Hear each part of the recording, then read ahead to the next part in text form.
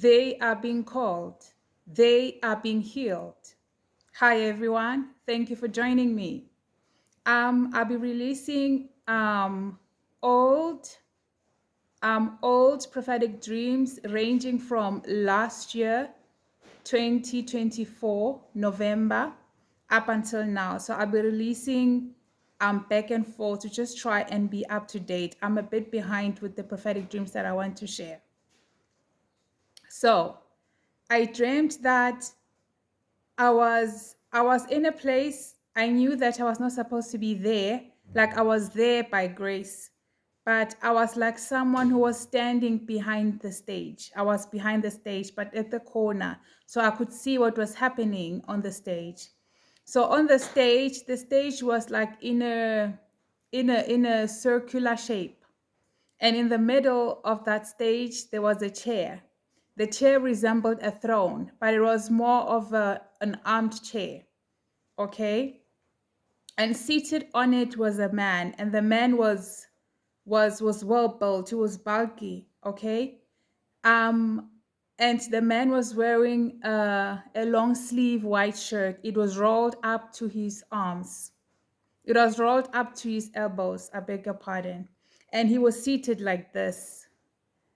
And in front of him were little children. And these children, I could say, were ranging from, I could say 10 and below. I could say 10 and below. Perhaps the youngest one could have been what, 6? Yeah, I could say between the ages of 6 and 10.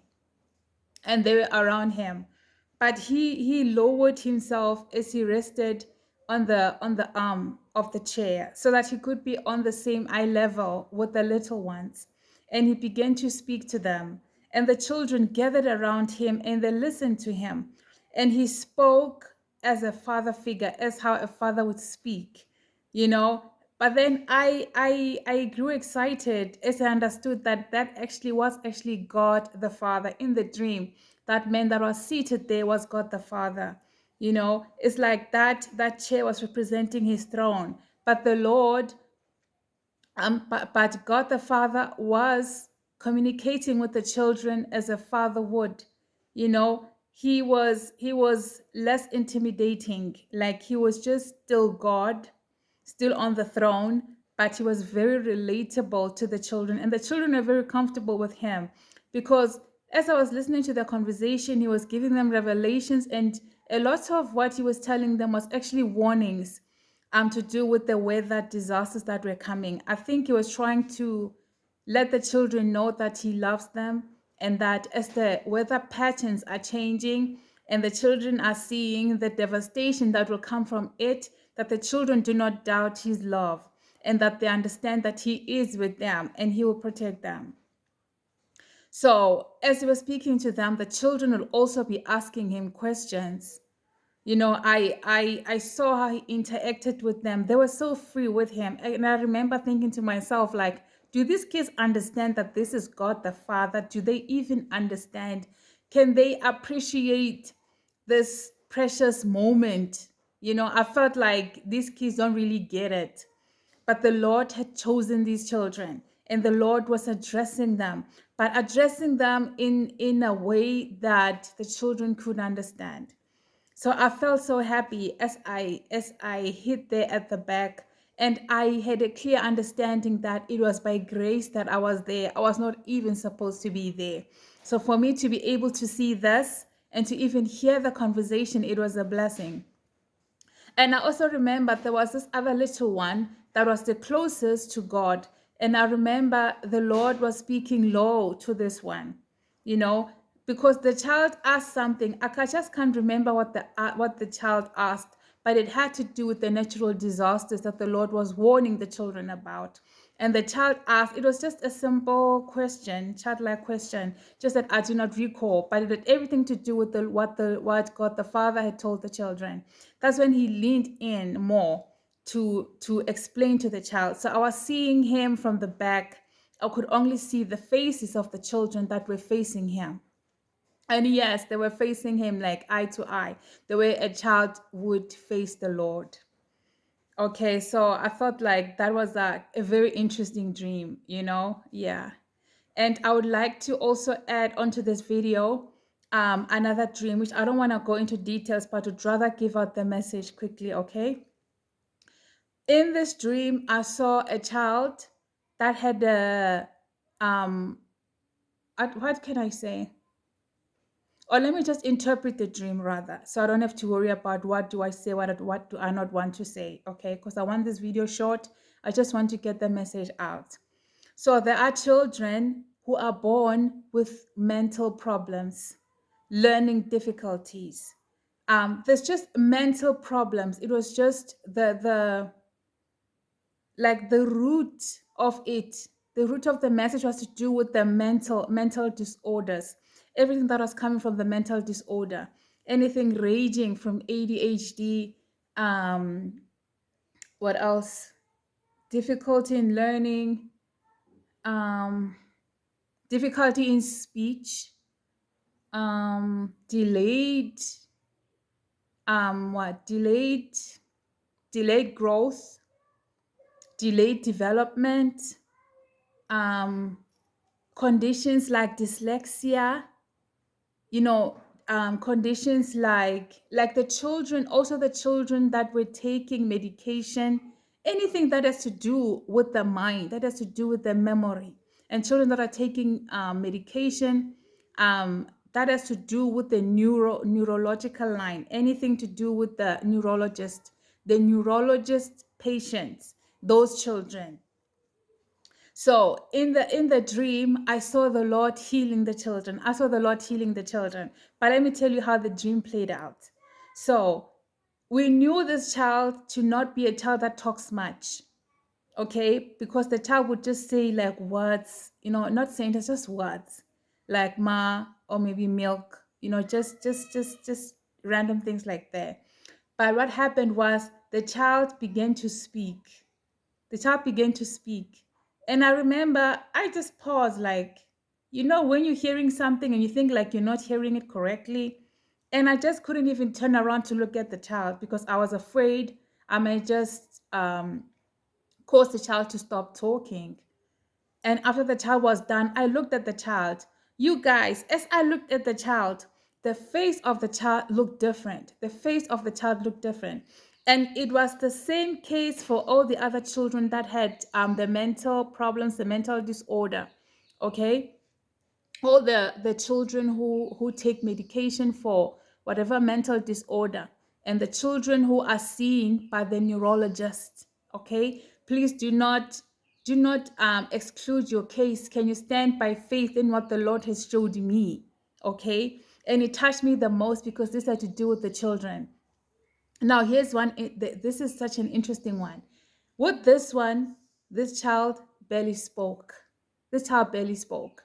And we had understood that it's like as if the child had a problem of understanding, not just hearing, but the problem of just understanding. The child had a comprehension problem. That's the word I'm looking for. But then this child began to speak in proper, this is a different instance, a different child. This child was talking in proper full sentences. This child was talking at the age appropriate language. And then I turned around and I looked at the child after the child had spoken, like just trying to make sure, like, did I hear this correctly? And again, I looked at the child. There was something different about the child's face. It was still the same child, but it was like, I don't want to say the dullness was gone. I don't know how else to say. It's as if there was more life, like there was a vibrancy that was on the child.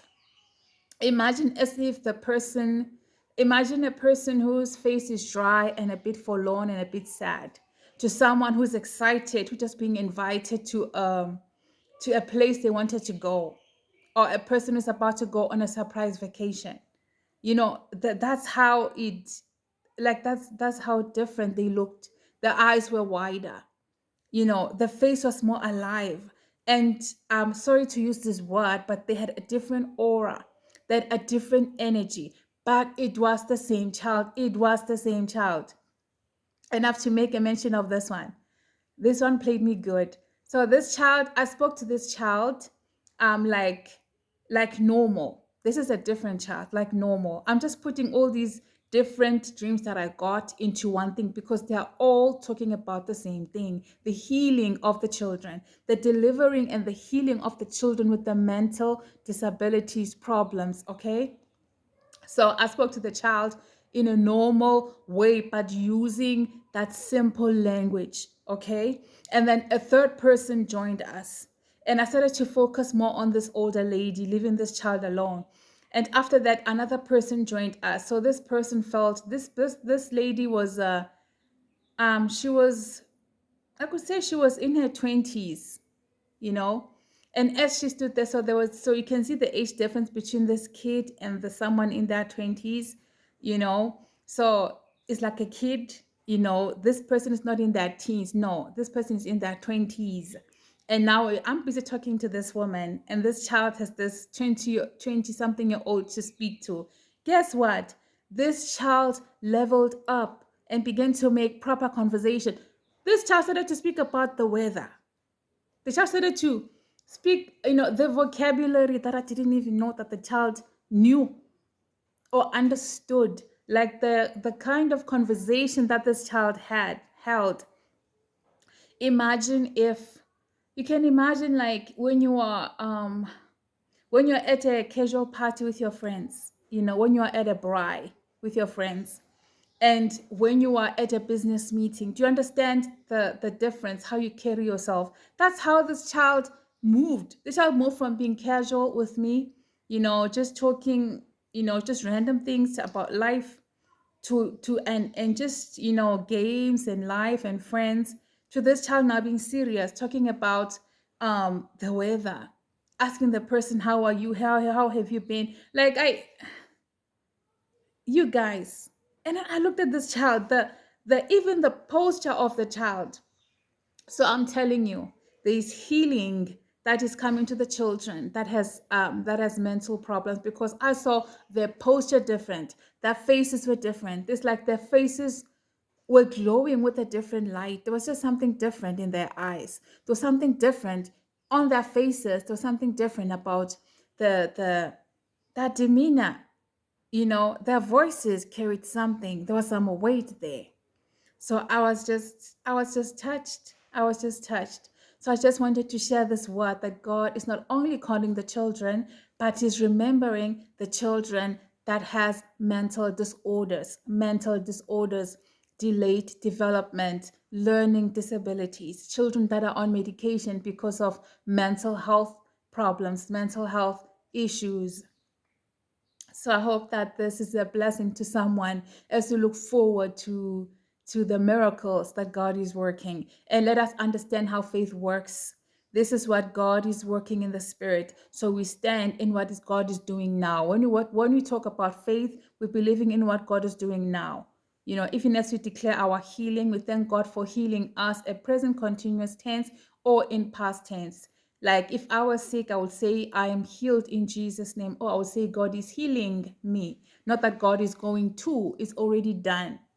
It's already done. Like I said, God has repeated this in many several dreams. It's just that I'm taking all those dreams, putting them together so that I don't bore you. God speaks in repetition. God speaks in repetitions. And that's how we know that the matter has been established. So, yes, this is the word that I wanted to share. So, God is good. It's not a matter of, I don't know, how's the child doing? Should you stop medication? You won't need to ask anybody. You're going to see it, you're going to hear it. Even people will be able to look at the child and ask you, like, what has changed in the child? This child is different. Even the posture of the child, this child walks different, they walk taller.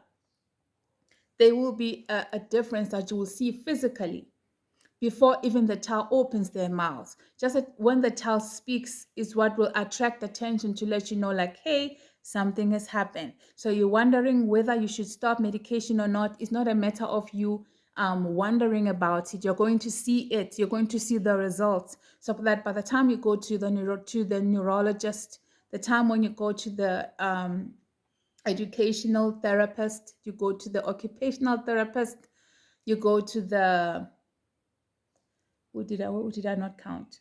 You go to whatever, you go to the neurologist. The day you go to them, they will be able to check the child and be able to affirm that which you are saying. Okay, they're able to affirm that which you're saying. Okay, because the different psychologists are able to tell you the mental level of the child. Like, okay, this child's mental level is at this particular age. So yeah, it's not a matter of you having to email me and ask me like, this is what I'm seeing. Should I now stop the child from taking medication? No, I'm not telling you to stop the child from taking medication. I'm saying wait to see the results. And the person who told you to take the medication will confirm to you too that you should stop the medication, one or two, to cut it down. And it's all up to you. Okay, I'm the medical practitioner and I did not diagnose your child. I'm just telling you my dreams. So thank you guys. God bless.